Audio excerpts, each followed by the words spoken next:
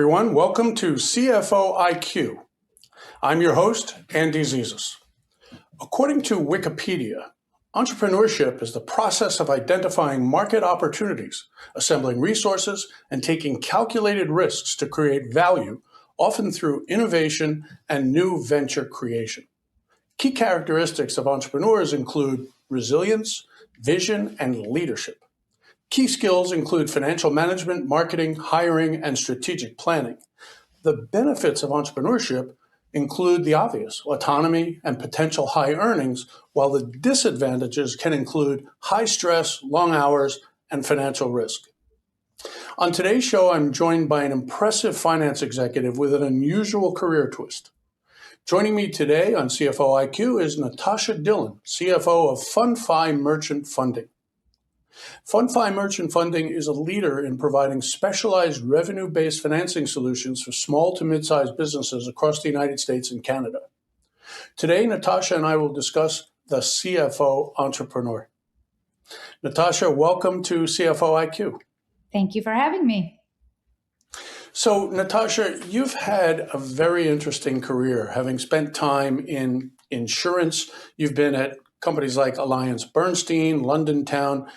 And in our previous discussions, you've described yourself not just as a CFO or even an entrepreneur, but as a serial entrepreneur. Mm-hmm. So I love that. And given the atypical path your career has taken as a finance executive and otherwise, what led you to become a serial entrepreneur and what ultimately brought you into finance? Yeah, I think it's been a part of me since I was a kid. I always was interested in making money, finding ways to solve problems, be creative.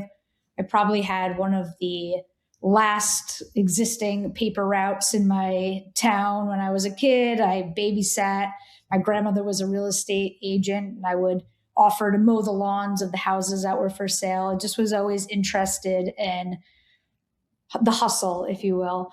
When I was in college, I quickly moved my class load to nights, and I was an insurance broker, like you mentioned, during the day. And I would spend my free time stuffing envelopes, working on the sales, and I just loved it. I loved all of the excitement of it, and just doing all of the different things to get to the next level. But my mindset was very solopreneur at the time. It was only me and what I was doing. When I was almost graduated college, I met a guy that I was writing insurance for, and he had his own business. And he mentioned he was wanting to purchase a portfolio based off the business he did, and just said he didn't have the time to set it up. So I offered to help him, and I got the itch. I learned with failure at the time how to set up a business, manage all the moving parts. And it really felt natural at the time. But being at college, my dream was always to work in finance. I've always been a math nerd. And I loved the market. My dream was to move to New York, work in investment banking. And I did that. And then I eventually left that to go to grad school and just follow the typical IB path. But I then again met someone else that was a real veteran serial entrepreneur. He was just absolutely had so many businesses simultaneously as well as in the past. And I just really admired him and all the work he did. And now having employees of my own, I don't think you can necessarily teach grit, but I think he truly taught me grit, and it has stayed with me to this day. And when I was graduating graduate school, he asked me what I wanted to do, and I had, in one of my research times and what have you, had found this need for a nail care product. Without getting too deep into the weeds of that conversation, but I told him that, and he said, "Let's do it. I think we can do it together." So he was sort of my financial backing. I did a lot of, and also tremendous amount of the workload as well. He taught me so much about businesses and what to do. And we started that, and we grew that business internationally and exited. And while finance was an obvious part of that business, I ultimately found myself back into the world of finance, just not investment banking. Wow. So it started out with paper route and mowing lawns. It's really in your blood. I look back when I was a kid, it wasn't a paper route and mowing lawns. It was shoveling snow and mowing Yeah. lawns. And I think I had my first lemonade stand when I was 6. And I remember back then lemonade, I sold cups of lemonade for 5 cents a cup. Oh, wow. Long, I long don't, what do they go for now? $5 probably. a long time ago. Yeah. So, all right. So you've got a great background and a solid entrepreneurial pedigree. Let's talk about some of the things you built. You built a business before you ever had the CFO title, right? So how did that entrepreneurial experience shape the way you think about finance differently than someone who more traditionally came up through, the regular CFO path? Yeah. I mean, I think even in every business there's finance, right? And it doesn't matter how small or large, you have to manage some sort of finance. And I think Agreed. just Agreed. Yep. having to wear, now in my current role, just having to wear two different hats at the very minimum, I would say. We're still a small company, so there's several hats that have to be worn. But I can't really speak to what somebody comes up the traditional path is like, because that certainly was not my experience. But I think with my different experiences and role now, it just lends to the flexibility and the ability to be able to pull on different levers as the co-founder and current owner. I can utilize different parts of the business to get to our ultimate goal. We moved from an investor model about 2.5 years ago to an institutional model, and we had high net worth individuals originally. In our industry, there's a very standard process that's followed for how you move in that process. But I was really concerned about the lack of diversification of our capital. I was in investment banking in 2008. Other past experiences of where having one source of capital feels scary to me. So we wanted to keep our investors, our high net worth individuals, engaged with us. So we launched into Canada, which was out of the jurisdiction of our institutional partner, and we offered our investors other opportunities to continue to be with us and to invest with us and to keep them engaged with us. So it just gives us a lot of opportunity to be nimble in other places where maybe a CFO in a traditional sense wouldn't be able to be. In your last comment, you talked about how you were moving away from a sole source provider and you were basically in the process of managing risk. So I find that very interesting because as a founder, you're built to take risk, but as a CFO, your role is to manage it. Most CFOs, in fact, are hired for the express purpose of managing risk. So in your current role, how do you reconcile those two identities in your daily decision making, both as risk taker and risk mitigator? Yeah, absolutely. I think throughout the years, I have been comfortable with taking those risks. But a lot of founders, I find, think of their business as their baby, where I like to think of it more of as a relationship where you have to make changes, you have to pivot or possibly exit. When assessing risk, I'm not making decisions that would bring me down with the sinking ship, if you will. But you're absolutely right. We have to make decisions that propel growth. So I would say calculated risk. Certainly an area I lean more towards the calculated side than the risk side, always have. But thankfully, I have my business partner and other great resources as soundboards and ways for us to get out of our own comfort zone on both sides of the equation. Okay, that makes an awful lot of sense. So I'm thinking about the whole risk idea, but I also want to ask you about how you handle yourself when you're sitting across from an institutional capital partner, for example. How does your background as business owner, risk taker, versus traditional CFO change that conversation? Yeah, I think ultimately capital partners like founder-led businesses. A major concern with that is, of course, challenges with compliance, covenants, reporting, and portfolio analytics. Initially, I think it was a comfort level I had to bring to the table with my partners that support me. I believe heavily in having the right team and people in the seats that know more or different than me, with a strong accounting, legal, compliance team. That was what really drove us to be able to bring ourselves to that table. We also came prepared and already had that infrastructure before seeking institutional capital. So I think it just put them at ease to be able to work with us. Okay, that makes sense. So I want to stay with the founder CFO idea. When you've got to wear two hats like that, they may very often compete, not so much from perspective of how someone would view you, perhaps, but more in terms of how you handle a circumstance. So how do you know which hat to wear on a given day or in a given circumstance? Yes, absolutely. I mean, my day is no 2 days are the same, and constantly being pulled in many different directions. I personally just try very heavily to rely on my plan and what my goals are, what I'm trying to work on. Um, you know, Work very hard to stay focused on that while attempting to obviously handle fires that come out of every end of the Sure. business. I'm sure you're putting out a lot of fires. Yeah.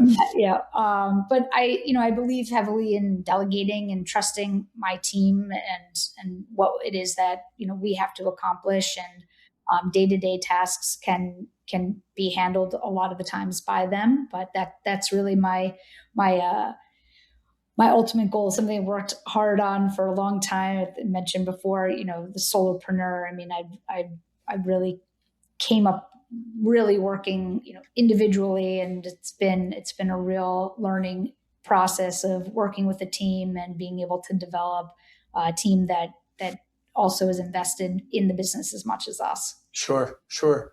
So, but Natasha, as a founder, co-founder in this case, you have to take a long view of your business, right? But if you were a traditional CFO, be accountable to the historic numbers. And my guess in terms of you'd not only be rearview mirror, you'd be forward looking. And that's what most of today's CFOs are. They're really forward looking as well. How do you balance protecting the future of the company and at the same time making sure you hit near term performance metrics? Yeah, I don't necessarily see it as a misalignment between being the co-founder and CFO. There's certain conflict to manage, but I believe having the data and information allows me to pivot and make decisions to guide us to either a new direction or stay on course with what it is that we're working on and goals to hit. Our business is a little bit of a different structure than probably a traditional business, where we can make those decisions to pull back or to move forward. It just comes with either a decision of consequence or not consequence, and we just have to weigh that and determine what makes the most sense. But we're constantly making those changes, based on the economic environment. We're providing capital to small, mid-sized businesses across the country and Canada. So we have to take a lot of different factors into play when we're doing that. And our goals are always moving targets, but obviously with a long view as well. I can appreciate that. So you mentioned institutional partners. As a founder-led company, as a small business yourself, how do you ensure that you're taken seriously in those kind of conversations with, for example, institutional capital partners? And what do you wish more founders knew going into those kind of discussions? Yeah, great question. I think being prepared for the change in operation, um, from the reporting that is needed down to just the business model. Like, for example, I mentioned again, our business is a little bit different, but our business model had to change tremendously. We were a margin business and when we got institutional capital, we became a volume business. But if I could do it over again, I would have set everything up from the very beginning as an institutional grade. There was a lot of work handling backfill based off of setting it up as a just my partner and I reviewing the finances to now, many people viewing the finances. And so that would definitely be a recommendation, is just imagine you are already institutional grade when you start. Basically, imagine where you want to go before you start and set it in motion so you can go there. Right. I mean, to be honest, I don't even know if we had that in our plans in the beginning. So, I think, just knowing that that the growth is for it to grow, that's the plan. Very interesting. So what's the next chapter of growth look like for FundFi? How are you building financial infrastructure now to be ready for that? Yeah, I mean, I feel strongly that we offer products for small, mid-sized businesses, and constantly feel that removing that friction for them is essential. And as we continue to grow, we continue to partner with institutions that align in value with us and can help us get to that next step to continue to provide capital in our current business structure, as well as new products to several businesses in US, Canada, and potentially further in the future. I think a big development for us is technology. I think technology, in the way that it is sort of coming to market right now, gives us a lot of opportunities and to remove that friction and to get capital faster to our clients than it ever has in the past. So that sounds like a very exciting future. Before I let you go, I want to ask you one more question, because I love this dialogue and I think we can go on for a very long time about it. But most of the CFOs we encounter kind of fantasize about entrepreneurship, and only some of them actually enter entrepreneurship. Few of them as early in their careers as you have, and as you've done successfully, apparently. So for those CFOs and even other executives who are considering the entrepreneurial path, what guidance would you offer them before they start? I would say certainly to love what you do and be passionate about it. I mean, really, I think for me, if I'm passionate every day to wake up and to solve those problems. Maybe by the end of the day, I don't feel that way, but certainly the next morning when I get up, I'm like, okay, time to tackle that problem. So I do love the problem solving. I think just being passionate about the business. In the past, some businesses that I've been involved in and started, I loved the work of the business, but I didn't really love the business. So now it's a love on both sides. That's great advice. Natasha, this has been a very, very enlightening conversation. Thank you so much for joining me today and for sharing your insights on CFO IQ. Thank you. So, ladies and gentlemen, I'd like to thank you also very much for joining Natasha Dillon of FundFi Merchant Funding and me today here on CFO IQ. If you'd like to learn more about Natasha Dillon or her company, visit FundFi online, or you can visit CFOIQ.com. If you'd like to appear in a CFO IQ on-camera interview, visit CFOIQ.com as well and get in touch with me. Thanks very much for watching. This is Andy Zizas for CFO IQ. For booking inquiries, please visit CFOIQ.com or email andrew.zizas@CFOintel.com.